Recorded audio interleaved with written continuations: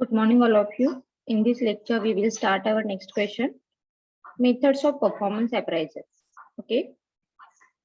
So basically, आपण performance appraisal म्हणजे काय बघितलेलं आहे? Performance appraisal means it is the systematic evaluation of employees' performance, right?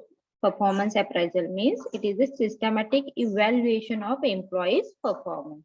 आणि जेव्हा आपण काय करतो हे एम्प्लॉईचं अप्रायझल करतो that means here we find out strength and weakness of the employees आणि जर काही वीक पॉइंट दिसत असेल तर आपण त्याला काय करतो ट्रेनिंग फॅसिलिटी प्रोव्हाइड करतो आणि जर स्ट्रॉंग पॉइंट असेल तर त्याला आपण अप्रिसिएट करतो त्याला रिवॉर्ड देतो त्याला काय करतो त्याला काही सर्टिफिकेट देतो as a part of motivation so ह्या इंटेन्शनने आपण काय करतो तर परफॉर्मन्स अप्रायझल हे करत असतो राईट सो जेव्हा आपण परफॉर्मन्स अप्रायझल करतो जेव्हा आपण इव्हॅल्युएशन करतो that time organization follow several methods okay so त्या मेथड्स काय आहेत बघूया आधी आपण Company use different methods of appraisal for identifying and appraising the skill and qualities of their employees. Okay, ह्या मेथडचं इंटेन्शन काय आहे कारण यामधून आपण एम्प्लॉईची स्किल क्वालिटी काय करतो तर आयडेंटिफाय करत असतो so this can be broadly classified into two category traditional method and modern methods so traditional method मध्ये कोणत्या मेथड्स आहेत बरं चेकलिस्ट मेथड आहे देन कॉन्फिडेन्शियल रिपोर्ट आहे क्रिटिकल इन्सिडेंट आहे ranking method graphic rating scale and narrated essay okay so these are traditional methods of performance appraisal modern methods are includes role playing then assessment center management by objective then behavioral anchored rating scale psychological testing human resources accounting and 360 appraisal 360 Celsius appraisal अशा method आपण काय करणार आहोत तर learn करणार आहोत in detail so one by one बघूया आपण first traditional methods of performance appraisal so traditional methods are relatively oldest methods of performance appraisal obviously traditional आहेत म्हणजेच काय असणार आहेत त्या ओल्डेस्ट मेथड्स असणार आहेत so these methods are based on studying personal qualities of the employees आता या ट्रॅडिशनल मेथडचं इंटेन्शन काय होतं बरं ज्यामधून आपण एम्प्लॉईची पर्सनल क्वालिटी काय आहे हे आयडेंटिफाय करत होतो right so it may includes knowledge initiative loyalty leadership and judgment right so ह्या हे जी मेथड्स आहे ह्या ज्या ट्रॅडिशनल मेथड्स आहे यामध्ये बेसिकली काय जज केलं जात होतं नॉलेज एम्प्लॉईज किती इनिशिएटिव्ह घेत आहेत त्यांचं काम कम्प्लीट करण्यासाठी किंवा ते किती लॉयल राहत आहेत त्यांच्या कामामध्ये देन त्यांच्यामध्ये लिडरशिप क्वालिटी काय आहे या सगळ्या गोष्टी काय केल्या जात होत्या तर जज केल्या जात होत्या a common feature of this method is they are all relatively simple and involve appraisal by one senior right जसं मी तुम्हाला सांगितलं होतं की जेव्हा जेव्हा तुम्ही एम्प्लॉईचे अप्रायझल करणार आहात तेव्हा इमिजिएट त्या एम्प्लॉईच्या कॉन्टॅक्ट मध्ये कोण आहे बरं म्हणजेच तो कोण असणं एक्सपेक्टेड आहे तर senior authority right so senior अथॉरिटीच्या अंडर सिनियर पर्सनच्या अंडर इथे हे परफॉर्मन्स अप्रायझल केले जात होते सो वन बाय वन बघूया आपण importance appraisal method in traditional checklist method okay so checklist represent a set of questions about the employees and his behavior आता इथे काय केलं जात होतं तर काही क्वेश्चन फ्रेम केले जात होते आणि त्या क्वेश्चन नुसार येस नो मध्ये फक्त रिमार्क घेतले जात होते इथे तुम्हाला एक्झाम्पल साठी सुद्धा दिलेलं आहे this question are follow by checkbox मध्ये आपण इथे टिक मार्क करतो दॅट्स बाय चेकलिस्ट मेथड असं म्हटलेलं आहे So these questions are followed by checkbox, right? Then the superior has to put a tick mark in any one of the box. म्हणजे at the same time दोन्ही box मध्ये कधी tick होईल का नाही सो एकाच बॉक्स मध्ये काय केली जात होते टिक केली जात होती as per their question so for example does the employees have leadership qualities म्हणजे जर एखाद्या एम्प्लॉईज कडे लिडरशिप क्वालिटी आहे का एक तर तुम्ही येस म्हणाल किंवा नो म्हणाल, म्हणजे आपण काय करू शकतो इथे टिक मार्क हे करू शकतो. Okay. So if the employee is capable of group effort, एखाद्या एम्प्लॉईज मध्ये टीम स्पिरिट आहे का, तो ग्रुप इफोर्ट करू शकतो का, येस ऑर नो. इथे तुम्ही काय करू शकता, टिक मार्क करू शकता, चेक बॉक्स इथे फिलअप करू शकता. As well as has the employee show analytical skill on the job, त्या एम्प्लॉईज मध्ये अनालिटिकल स्किल काही आहे का रिगार्डिंग जॉब. सो अशा पद्धतीचे सिंपल क्वेश्चन विचारून इथे त्या एम्प्लॉईचं अप्रायझल हे फिलअप केलं जात होतं. Is it clear? Yes, ma'am. Okay. So here the rater only does the reporting or checking and HR department does the actual evaluation. आता इथे रेटर कोण आहेत सांगा बरं. हु इज रेटर? रेटर म्हणजे जो रेट देणारा पर्सन आहे. सो इथे कोण रेटर आहे? Company. Company. That means immediate senior person जज. ओके. जसं आपण सांगितलं एखाद्या एम्प्लॉईचं तुम्हाला इव्हॅल्युएशन करायचं आहे, तर तो कोण करणार आहे इव्हॅल्युएशन? ते इव्हॅल्युएशन कोण करणार आहे? Superior, that means senior person of his employees. त्या एम्प्लॉईचं सिनियर पर्सन करेल, नॉट एनी ज्युनियर पर्सन. हे लक्षात ठेवा. ओके. आणि तो मग रिपोर्टिंग करेल HR डिपार्टमेंटला, जे काही रेटिंग करेल आणि चेक करेल, आणि तो रिपोर्ट जो आहे तो HR डिपार्टमेंटकडे तो सबमिट करेल. Okay, so this method is extremely simple as compared to other method. बाकीच्या मेथडशी जर तुम्ही कम्पेअर केलं तर ही खूप सिंपल मेथड आहे, किंवा कारण यामध्ये जस्ट आपण सिंपल क्वेश्चन विचारतो आणि टिक मार्क करतो. That's why. So this method is easy to administrator. We can easily apply this method because this is very simple method, easy to understand, economical method etcetera etcetera. कारण इथे तुम्हाला कोणत्याही specific ट्रेनिंगची गरज नाहीये. That's why. Hope so तुम्हाला point number first clear झाला असेल. Second method, confidential report. Confidential report. This method is mostly use in government organization. हे लक्षात ठेवा. कॉन्फिडेन्शियल रिपोर्ट ही मेथड कुठे बरं यूज केली जाते? गव्हर्नमेंट ऑर्गनायझेशन मध्ये. It is the descriptive report prepared generally at the end of every year by the employees immediate Superior. प्रत्येक वेळी आपल्याला हेच सांगायचं आहे की त्या एम्प्लॉईचा इमिजिएट सुपिरियर कोण असणार आहे तो इव्हॅल्युएशन करेल. आणि क्रिटिकल रिपोर्ट मध्ये काय सांगितलेलं आहे, sorry, confidential report generally this method is useful in government organization, and most important thing is it is the descriptive report prepare. म्हणजे इथे कुठेही ऑब्जेक्टिव्ह टाइप क्वेश्चन विचारून इव्हॅल्युएशन केलेलं नाही. इथे तुम्हाला क्वेश्चन विचारलेले आहेत. फॉर एक्झाम्पल, एखाद्या एम्प्लॉईचं बिहेवियर कसं आहे ड्युरिंग जॉब, तर तुम्ही तिथे डिस्क्रिप्टिव्ह आन्सर देताय. एखाद्या एम्प्लॉईचं अनालिटिकल माइंड कसं आहे, ओके, टीम स्पिरिट आहे का, त्याच्यामध्ये स्पेसिफिक क्वालिटी काय आहेत बरं, अशा डिस्क्रिप्टिव्ह क्वेश्चन इथे तुम्हाला विचारले जातात. But at the end of every year तुम्ही काय करताय, हे इव्हॅल्युएशन करत असताय. Okay.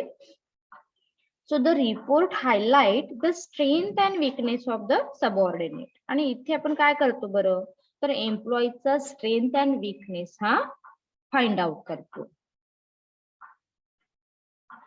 So the report is not data based. Data based म्हणजे yes no आहे का इथे? तुम्हाला काही न्यूमरिकल टर्म्स मिळतील का? नाही. Okay. So not a database. The impression of the subordinate are recorded. इथे तुम्ही त्या एम्प्लॉईचं इम्प्रेशन रेकॉर्ड करताय. So the report also give recommendation for future incentive or promotion. Okay. It's very important thing. लक्षात ठेवा, हा जो इम्प्रेशन रिपोर्ट एम्प्लॉईचा असणार आहे, so this report is useful for future incentive or promotion of this employees. त्या एम्प्लॉईच्या promotion वरती याचा कुठे ना कुठेतरी नक्कीच इम्पॅक्ट बघायला मिळेल. It does not offer any feedback to the employees. Doesn't matter की तुम्ही ज्या एम्प्लॉईचं इव्हॅल्युएशन केलेलं आहात त्या एम्प्लॉईज कडून काही फीडबॅक घ्याल का? अरे हा, तुझ्याबद्दल तुझ्या सुपिरियरने ह्या गोष्टी हायलाइट केलेल्या आहेत. This is right or wrong? Not necessary. Are you getting my point? Yes, ma'am. Okay. So the report is kept highly confidential and access to the report is limited. Highly confidential आहे कारण first तर एक हा government organisation मध्ये use केला जातो, then Superior करणारा आहे, देन डिस्क्रिप्टिव्ह आहे, दॅट्स वाय. ओके, हे सगळे. आणि मेन म्हणजे त्याच्या प्रमोशन वरती त्याचा इम्पॅक्ट होणार आहे, त्याच्या इन्सेंटिव्ह वरती इम्पॅक्ट होणार आहे, म्हणून ह्या सगळ्या गोष्टी कॉन्फिडेन्शियली असणं महत्वाचं आहे. आता तुम्ही सांगा बरं, ह्या जे कॉन्फिडेन्शियल रिपोर्ट मेथड आहे, ह्या मेथडचा डिसएडव्हान्टेजेस काय असू शकतो? सांगता येईल?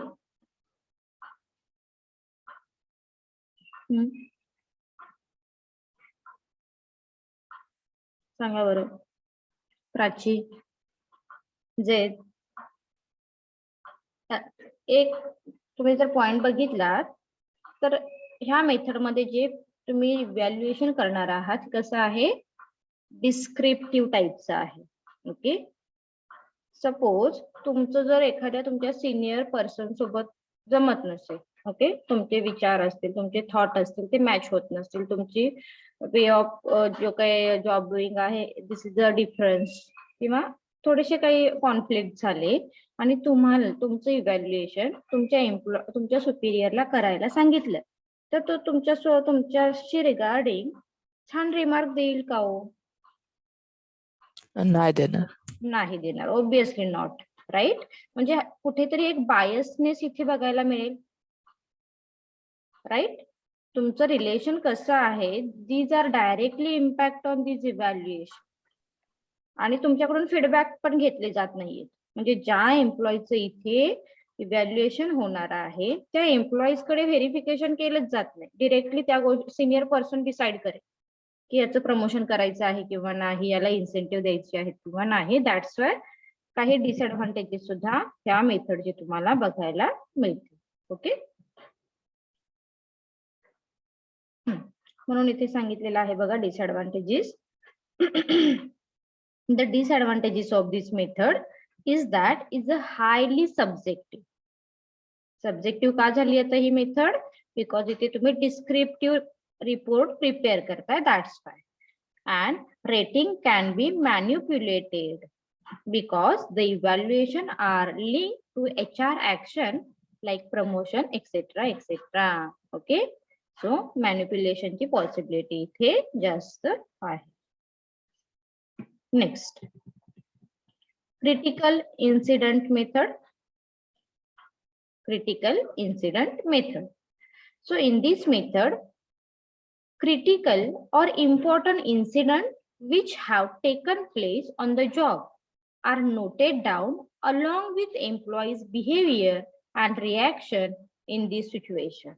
Okay, आता एक तुम्हाला इथे एक सिच्युएशन असेल, मे बी ती ऍक्च्युअल असेल, अदरवाइज एक क्रिएट केली जाऊ शकते. ओके, सो इथे तुमचं काय केलं जाणार आहे, here just check your behaviour और रिएक्शन रिगार्डिंग पर्टिक्युलर थिंग और इन पर्टिक्युलर सिच्युएशन. सपोज एखादी सिच्युएशन आहे, फॉर एक्झाम्पल जसं आता आपण म्हणतो की कोविडच्या सिच्युएशन मध्ये तुम्ही कशा पद्धतीने डिसिजन घेतले, तुम्ही कशा पद्धतीने तुमचं वर्क हँडल केलं, व्हॉट एव्हर इट मे बी, म्हणजे पर्टिक्युलर सिच्युएशन मध्ये तुमचं बिहेवियर आणि तुमची रिएक्शन इथे नोट केली जाते. Okay, then both positive and negative incident are mention. आता इथे दोन्ही काय आहेत, इन्सिडेंट मेन्शन केले जातील, पॉझिटिव्ह अँड निगेटिव्ह.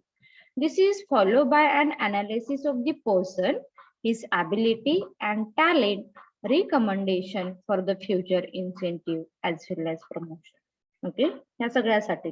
जसं तुम्ही जर कधी IAS चे किंवा इंटरव्ह्यू वगैरे बघितलायत का युट्यूब वरती? Yes ma'am. तर जे सांग बरं, त्या इंटरव्ह्यू मध्ये त्यांनी बऱ्याच वेळ असं सांगितलेलं असतं की तुम्ही आन्सर किती रॉंग देताय डझंट मॅटर, पण how you can tackle. Okay, तुम्ही कशा पद्धतीने ते टॅकल करताय इट्स व्हेरी इम्पॉर्टंट, राईट? म्हणजे Yes, ma'am. हा, तुम्ही खूप घाबरलेला आहात का? तुम्ही त्याचं आन्सर कसं प्रेझेंट केलेलं आहे, तुम्ही आन्सर किती ऍक्युरेट दिलेला आहे, त्या गोष्टी फारशा जज नाही केल्या जाणार आहेत.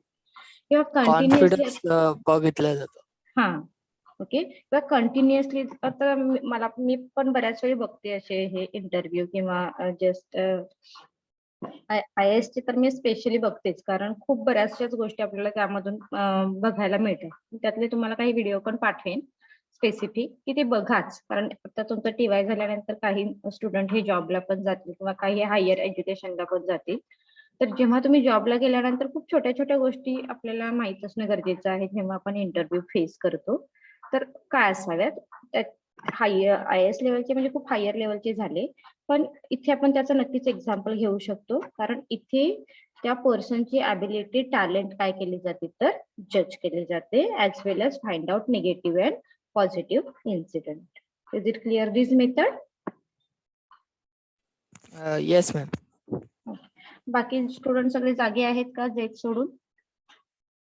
Yes, ma'am. Prachi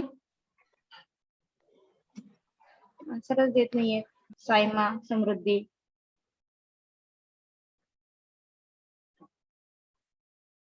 Zulekha. Okay, next method is ranking method. Okay, so ranking. आता या रँकिंग वर्डिंग वरूनच तुमच्या लक्षात येईल की इथे तुम्ही काय करताय, एम्प्लॉईजला रँक देताय. Okay, so in Ranking this देतात. Method rank are given to employees based on their performance. एम्प्लॉईचा परफॉर्मन्स कसा आहे त्यावरून त्याला तुम्ही काय करता तर रँक देता. तर रँक देण्यासाठी इथे एम्प्लॉईचं, एकाच एम्प्लॉईचं इव्हॅल्युएशन केलं जाणार आहे का हो? सांगा बरं. नाही, जितके पण असतील त्यांचा इंटरव्ह्यू घ्यायच्या नंतर, म्हणजे जो पण प्रोसेस आहे त्याच्या नंतर त्यांची रँक. Right, good guide. म्हणजे एका लेवलवरचे एम्प्लॉईजना जज केलं जाईल आणि त्या लेवलवरच्या एम्प्लॉईजना मग हा okay, this is the best, this is the first ranker, this is the second ranker. Okay, so अशा पद्धतीने काय केले जातात तर रँक हे दिले जातात. तर ह्या रँकिंग मेथड मध्ये सुद्धा दोन मेथड यूज केलेले आहेत. एक आहे simple ranking method and second आहे पेअर्ड रँकिंग मेथड.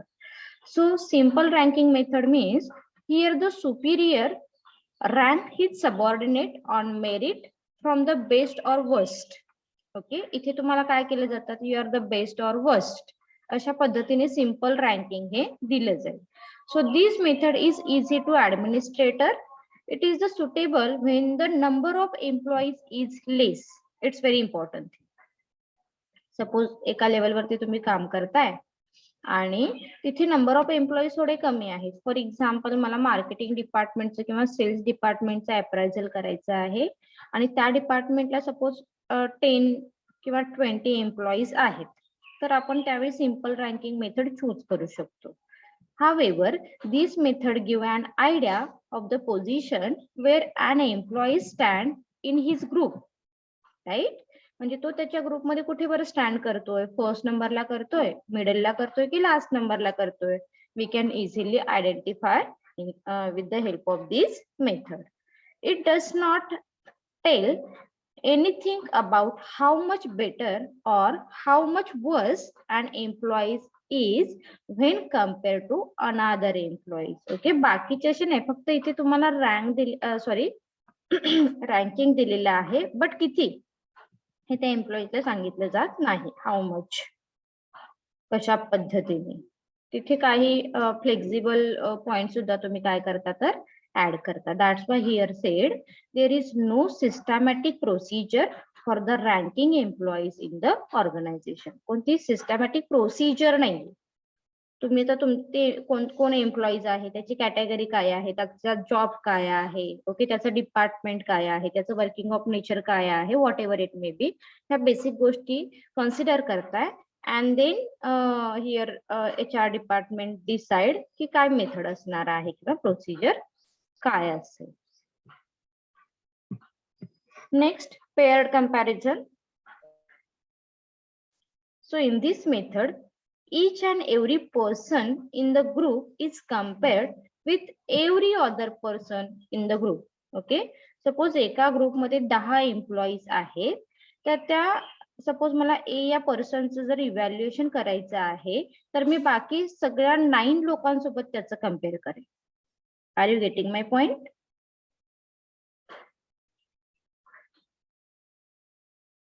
पॉइंट लक्षात आला का? Yes, ma'am. पेअर, हा, पेअर मध्ये फक्त असं नाही की दोघांचं कंपॅरिझन होईल. पेअर मध्ये काय सांगितलेलं आहे?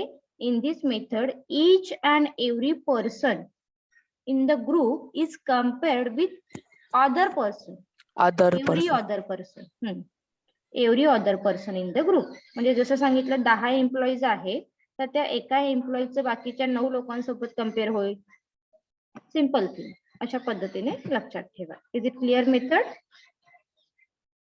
Yes, ma'am. Yes, ma'am.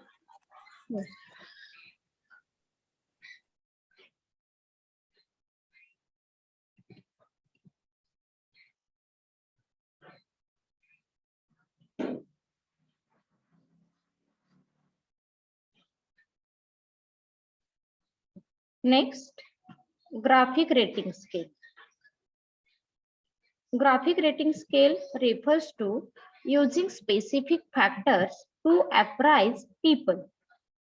This includes quality of work, quantity of work, dependability, initiative, attendance, attitude, etc. etc. आता इथे तुम्ही काय केलेलं आहे? एक स्पेसिफिक क्रायटेरिया डिसाइड केलेला आहे, राईट? आणि त्या क्रायटेरियानुसार ते एम्प्लॉईचं जज करताय तुम्ही. एम्प्लॉईचं इव्हॅल्युएशन काय करणार आहात? इथे इव्हॅल्युएट करा एम्प्लॉईचा performance. So graphic rating scale refers to using specific factors. आता इथे कोणते दिलेले आहेत? एम्प्लॉईचं quality of work, quantity of work काय आहे, त्याच्यामध्ये डिपेंडॅबिलिटी किती आहे, इनिशिएटिव्ह घेतोय का तो, ओके, अटेंडन्स तो त्याचा प्रॉपर आहे का, देन त्याचा ऍटिट्यूड कसा आहे, त्या गोष्टी इथे काय केल्या जातील? इव्हॅल्युएट केल्या जातील. So the entire appraisal is presented in the form of chart. The chart generally contain first column, which indicate quality which are being appraised, and other columns specify conclusion such as satisfactory, unsatisfactory, good, outstanding, etc. etc. etc. तुम्ही मला वाटतं टीचरचं evaluation केलेत का तुम्ही? तुम्हाला form दिले होते first इयरला, मे बी आठवतंय? So this is the part of, और this is the example of first year second year दोनों मध्ये येते. हा, स्टार रँकिंग देणे किती. Right right.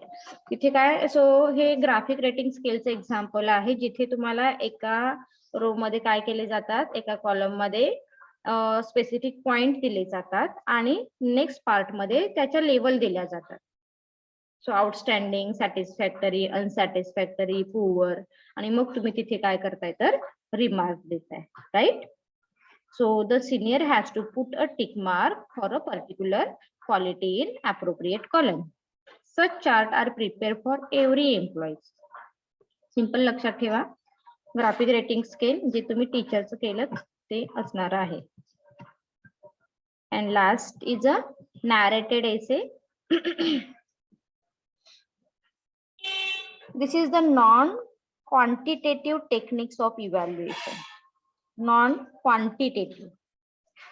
So in this method, the senior is supposed to write a narrative essay describing the quality of his junior.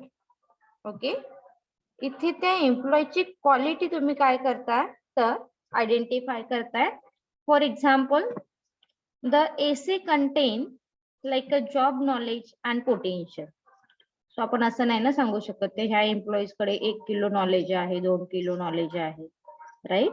We can't say numerical form.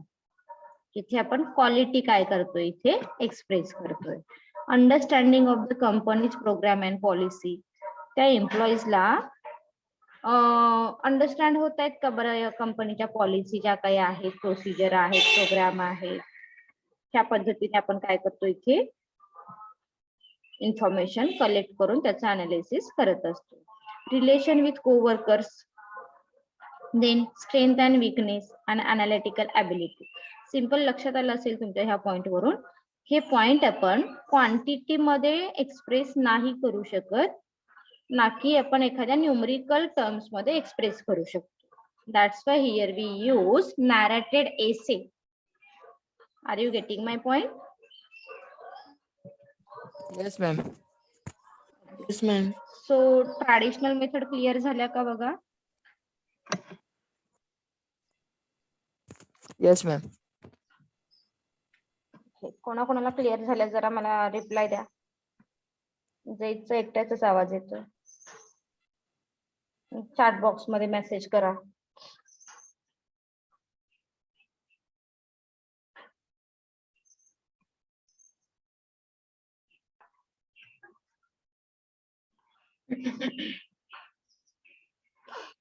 Okay अक्षता. चलो let's start modern methods of performance appraisal. So modern methods of appraisal are being increasingly used by the company. These days, performance appraisal involve the opening of many peoples about the employees. In some cases, psychological tests are used to analyze the ability of the employees. आणि ह्या गोष्टीला हल्ली खूपच महत्व दिलं जातं बघा. Psychology काय आहे एम्प्लॉईची, तो कशा पद्धतीने त्याचं वर्क हँडल करतो, what ever it may be, ह्या बेसवरती तुमच्या ज्या काही मेथड्स आहेत ह्या डिपेंड्स असतात. So first is role playing or role analysis. Okay, so the role analysis method involve two parties. Okay, so the role analysis method involve two parties, that is the focal role. लक्षात ठेवा, first आहे focal role and the role set members. The focal role is the ratee. Focal role कोण आहे? रेटी आहे. He is the manager whose perform is appraised. The role set member are the raters. The role set members are the rater. Rater कोण आहेत आणि रेटी कोण आहेत हे लक्षात ठेवा. इथेपर्यंत क्लिअर झालं का बघा? Role set member are raters. Role analysis मध्ये दोन पार्टीज आहेत, focal role and focal role and role set member. Focal role and role set member. Focal role म्हणजे आपण ज्याचं रेटिंग घेणार आहोत, दॅट मीन्स रेटी. यांचं काय रे?